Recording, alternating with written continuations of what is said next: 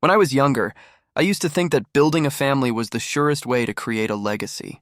You work hard, you stay loyal, you raise children who will carry your name, and in return, you get a kind of immortality. That was what I believed when I married Lisa, and later when we had our daughter Emily. I wasn't rich, but I worked hard.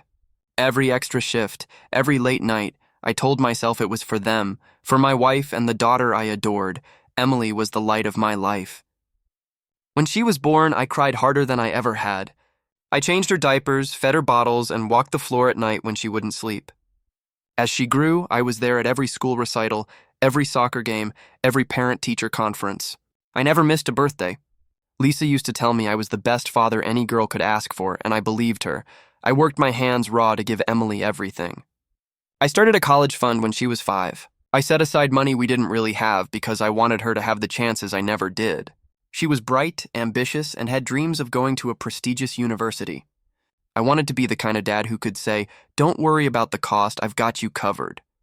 But sometimes life has a way of laughing at your plans. It started with a conversation I never expected. Emily had just turned 17. She needed her birth certificate for some paperwork, and while digging through old files, I noticed something odd. The hospital bracelet in the envelope didn't have my last name. It had Lisa's maiden name. At first, I brushed it off. Maybe it was just how the hospital had labeled things. But something gnawed at me.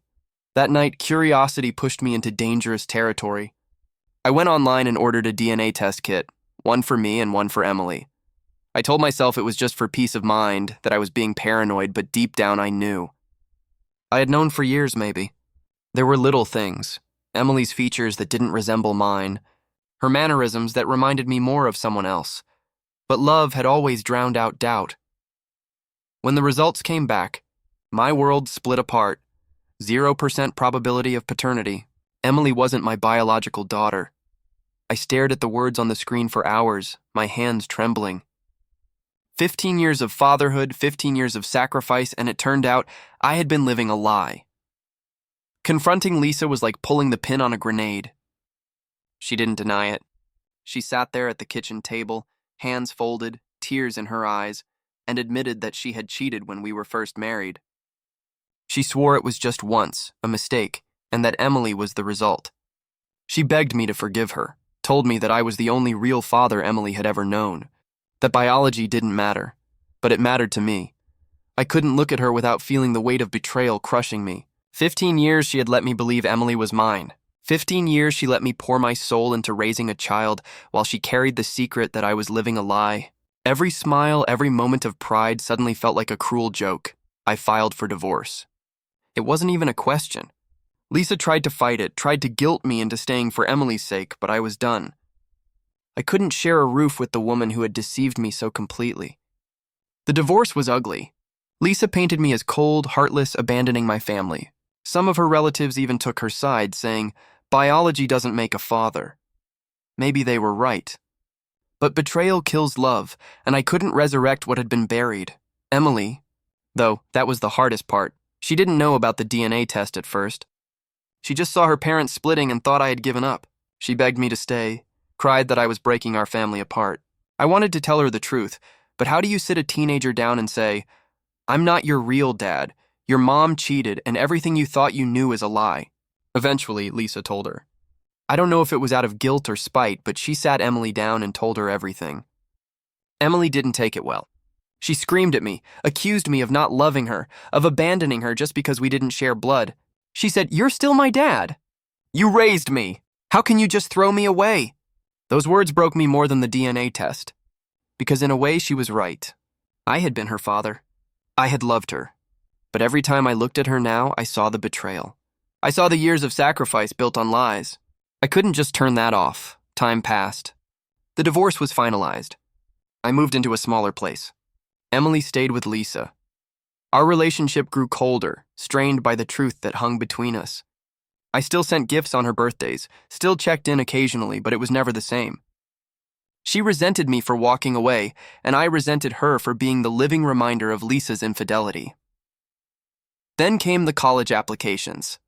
Emily got into a good school, one of those expensive ones we used to dream about together. She called me one evening, excitement in her voice, and said, "Dad, I got in!" I'll need to start the financial paperwork soon. Can you send me the college fund? I sat in silence for a long time, gripping the phone until my knuckles turned white. She still called me dad, still expected me to pay as though nothing had changed. I took a breath and said as calmly as I could, "Emily, I can't pay for your college." The silence on the other end stretched, heavy and dangerous. Then came her voice, sharp with disbelief. "What do you mean you can't? You promised me. You've been saving since I was little." "I know what I promised," I said, but that was before I knew the truth. I've spent years saving, sacrificing, believing I was building a future for my daughter. But Emily, you're not my daughter. Your mother lied to me. She lied to both of us. I can't keep pretending. Her voice cracked with anger. "So you're just going to abandon me? Because of something Mom did?" "That's not fair! You raised me! You're my father in every way that matters, and now you're just, what? Walking away because your pride is hurt?"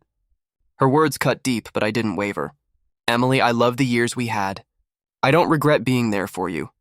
But I can't keep living a lie. Your college? That's not my responsibility anymore. It's your mother's, or your real father's, whoever he is. Not mine," she exploded. "I hate you! You're pathetic. You're not a real man, you're a coward. You just want to punish me for something I didn't do." The call ended with her slamming the phone down. I sat there in the quiet, my heart heavy. Part of me wanted to cave, to give her the money anyway, to prove I still cared. But another part, the part that had endured years of deceit, held firm. I had already given enough of myself to a lie. I couldn't give more. Word spread through family. Some called me cruel, said I should have paid regardless of blood. Others quietly told me I was right, that Lisa had made her bed and now she and Emily had to lie in it. Emily blocked me on social media, stopped answering my messages. Our relationship was gone, burned away by betrayal and resentment. Do I regret it? Sometimes. I still love the little girl I raised, the child who used to run to me with scraped knees and drawings for the fridge. But that girl doesn't exist anymore. She grew into someone who sees me only as a wallet, not as a man who was broken by betrayal. And when I think of the years I lost, the trust I gave, the sacrifices I made, all under the shadow of Lisa's lie, I know I made the only choice I could. Emily may hate me, but she'll have to face the truth someday. Her mother's choices destroyed our family, not mine. I don't know if we'll ever reconcile. Maybe years from now, when the anger fades, she'll understand. Or maybe she won't. Maybe I'll always be the villain in her story. But at least now, for the first time in years, I'm living in truth. And for me, that has to be enough.